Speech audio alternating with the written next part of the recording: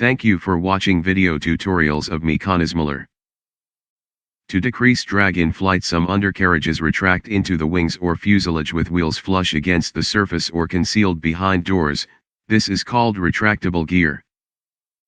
If the wheels rest protruding and partially exposed to the airstream after being retracted, the system is called semi-retractable. Most retraction systems are hydraulically operated, though some are electrically operated or even manually operated.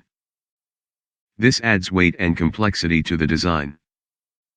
In retractable gear systems, the compartments where the wheels are stowed are called wheel wells, which may also diminish valuable cargo or fuel space. In this video you see a small airplane retractable gear system in which the wheels retracted into the wing. The large airplanes use multiple wheels and their wheels mostly retracted into the fuselage. Multiple redundancies are usually provided to prevent a single failure from failing the entire landing gear extension process.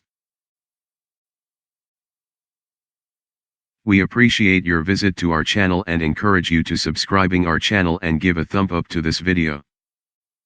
Thank you.